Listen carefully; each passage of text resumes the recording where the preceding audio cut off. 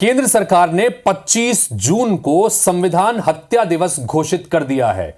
गृह मंत्री अमित शाह ने शुक्रवार को सोशल मीडिया पर पोस्ट कर इसकी जानकारी दी। सरकार ने इसका नोटिफिकेशन भी जारी कर दिया। शाह ने सोशल मीडिया पर लिखा कि 25 जून 1975 को तत्कालीन प्रधानमंत्री इंदिरा गांधी ने अपनी तानाशाही मानसिकता को दर्शाते हुए देश में आपातकाल लगाकर भारतीय लोकतंत्र की आत्मा का गला घोंट दिया था। लाखों लोगों को अकारण जेल में डाल दिया गया और मीडिया की आवाज को दबा दिया गया। केंद्र सरकार के इस फैसले के बाद कांग्रेस और विपक्ष ने भी सरकार से कई सवाल पूछे हैं। रिपोर्ट देखिए।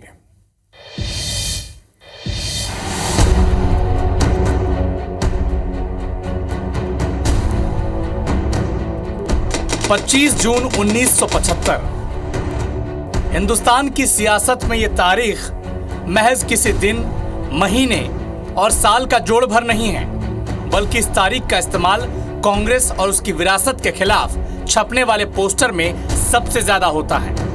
लेकिन अब तो केंद्र सरकार ने 25 जून की तारीख को संविधान हत्या दिवस घोषित कर दिया है। बकायदा इसका नोटिफिकेशन भी जारी कर दिया है।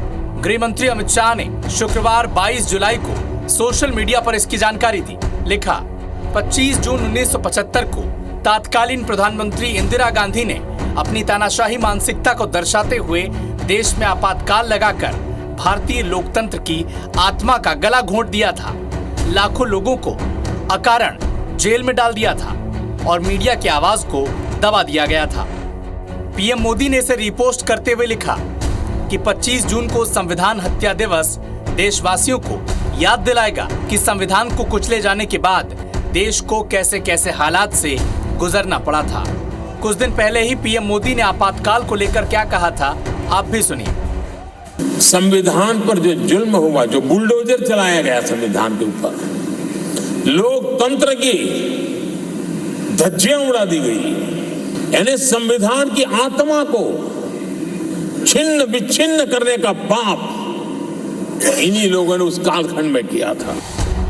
जानकार मान रहे हैं कि इस ऐलान से सरकार ने विपक्ष और खासकर कांग्रेस की संविधान की रक्षा की लड़ाई के दावों को बेनकाब करने की कोशिश की है। दरअसल 2024 में चुनाव प्रचार के दौरान हर वक्त राहुल गांधी और कांग्रेस पार्टी इस पूरे चुनाव को संविधान बचाने की लड़ाई के तौर पर पेश करते रहे। राहुल गांधी हर मंच से संविधान की किताब दिखाकर ये मैसेज देते रहे कि उनकी लड़ाई संविधान बचाने की है। इसका लाभ भी कांग्रेस पार्टी को मिला। 52 से बढ़कर कांग्रेस की सीटें 99 तक जा पहुंची और यही राग समाजवादी पार्टी के प्रमुख अखिलेश यादव ने आलापा। सपा को यूपी में सबसे ज्यादा सीटें मिली और यही बीजेपी को सबसे ज्यादा नुकसान हुआ। देश की जनता इसको भूलना नहीं चाहिए, कांग्रेस पार्टी कितने बड़ा गुनाह किया है संविधान को हत्या करने का कोशिश करके।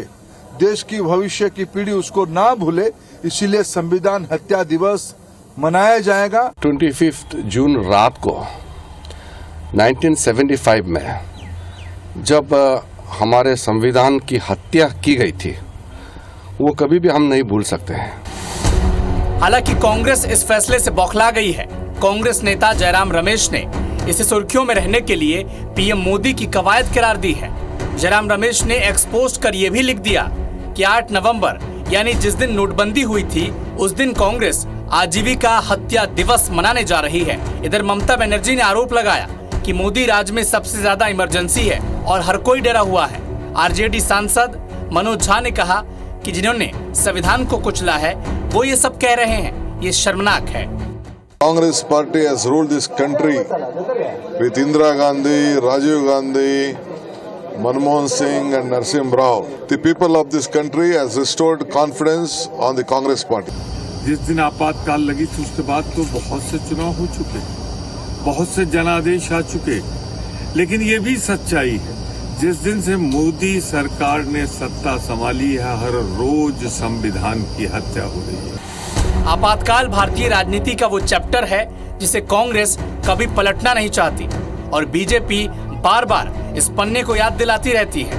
और अब तो बकायदा 25 जून को संविधान हत्या दिवस घोषित कर केंद्र सरकार ने कांग्रेस को असहज कर दिया है।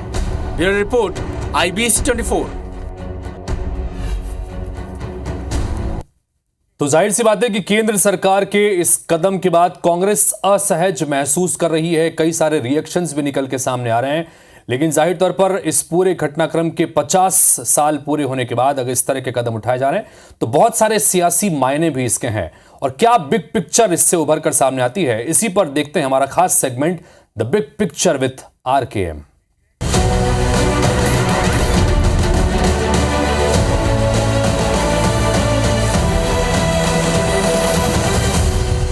तो the big picture with RKM में बातचीत करने के लिए इस वक्त IBC 24 के editor in chief Ravikant Mittal ji हमारे साथ में सीधे जुड़ गए हैं। उनसे बात करते हैं। रवि जी, मोदी सरकार ने बकायदा नोटिफिकेशन भी जारी कर दिया है कि अब से हर साल 25 जून को इमरजेंसी की बरसी पर देश में संविधान हत्या दिवस मनाया जाएगा। इस कदम के पीछे जो बिग पिक्चर बनकर सामने आ रही है, जो मंशाएं निकल के सामने आ रही है राजनीतिक तौर पर, इसे किस तरह से देखा जाए, समझा जाए रवि जी?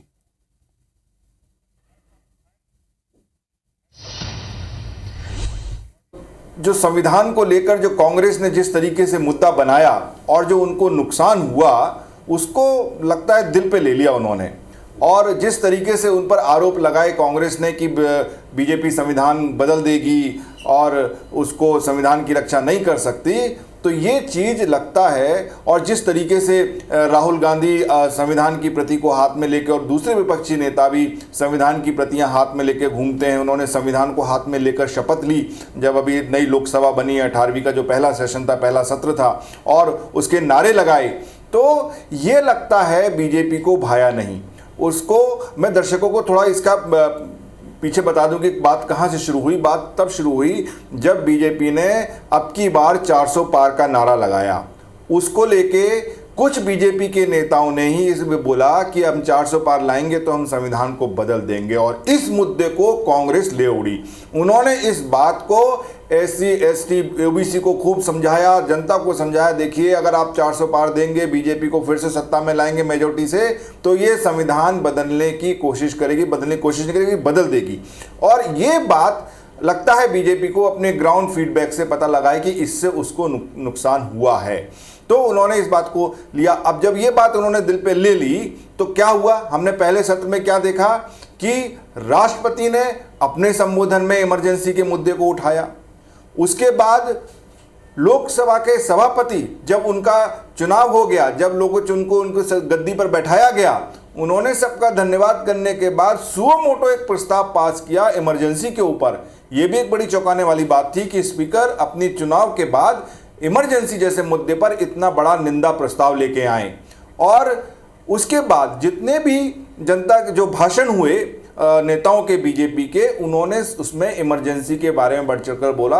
और प्रधानमंत्री मोदी ने तो अपने भाषण में इसका एक बड़ा समय दिया इमरजेंसी को लेके कि किस तरीके से, और इसमें लगातार आपने देखा होगा कि किस तरीके से वो लाल किताब लेके राहुल गांधी घूम रहे और संविधान। तो ये जो सारा हुआ, तो अब लगता है कि इस बात से या तो बीजेपी काफी तिलमिला गई, मोदी जी को ये बात पसंद नहीं आई, और उन्होंने ये एक फैसला ले लिया कि अब हर साल 25 जून को संविधान हत्या दिवस मनाया जाएगा और जनता को याद दिलाया जाएगा कि किस तरीके से कांग्रेस ने संविधान की हत्या की थी, पूरी जनता के जितने राइट्स होते हैं उनको खत्म कर दिया था, नेताओं को जेल में ठूंस दिया था, प्रेस फ्रीडम पर अंकुश लगा दिया था। तो ये बात है। तो अब इसमें क्यों हुआ होगा, तो 5 पॉइंट में ये बात बताता हूं कि बीजेपी आखिर ये क्यों किया उन्होंने। तो मेरा ये पहले बात ये मानना है कि बीजेपी ये इस आदेश के सभा इस दिवस को मनाने से ये बताना चाहती है जनता को और अपने वोटर्स को कि वो तो संविधान की रक्षा करने में सबसे आगे है, वही संविधान की सबसे बड़ी रक्षक है। और जिन लोगों ने संविधान के साथ खिलवाड़ किया, तो हम ये दिवस डिक्लेयर करके उसकी याद वो जनता को दिलाते रहना चाहते हैं। वो ये आश्वासन देना चाहते हैं जनता को कि वो कभी संविधान बदलने वाले नहीं हैं। दूसरी बात, उनका ये कहना है कि अगर देखिए हम पे आरोप लगता है, हम पिछले 10 साल से सत्ता में हैं और हमारे पास मेजॉरिटी थी, हम चाहते तो बदल सकते थे, लेकिन नहीं। संविधान के साथ खिलवाड़ किसने की?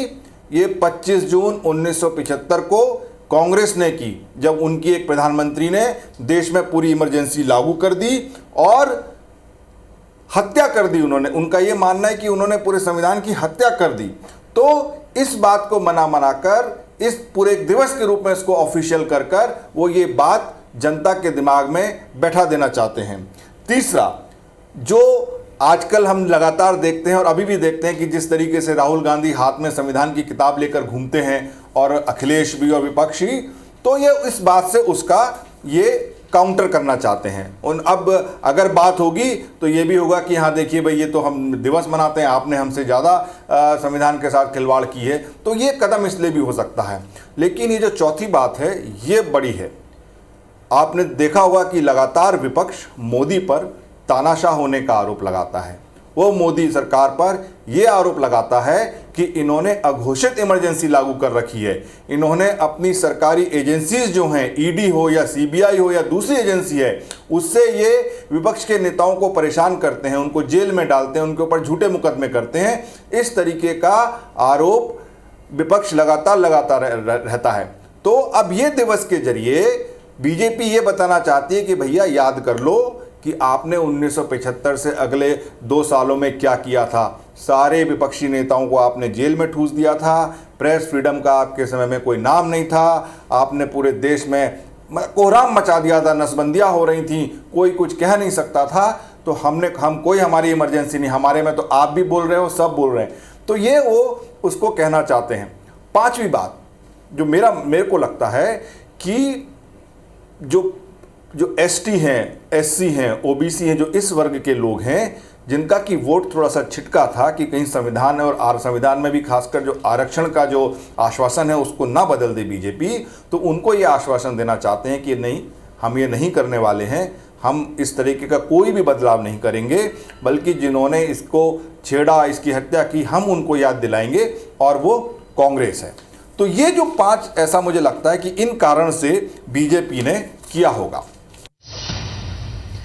तो जाहिर तौर पर कई सारे ऐसे कारण थे, जैसा आप रवि जी ने बहुत डिटेल आपने बताया एक एक करके कि ये बड़े कारण हैं जिसकी वजह से ये कदम केंद्र सरकार द्वारा उठाया गया। और कांग्रेस पार्टी के लिए जाहिर तौर पर बड़ी विचलित स्थिति है, क्योंकि कांग्रेस पार्टी को लगातार कई सालों से इस मुद्दे को लेकर हमेशा से घेरा जाता रहा है।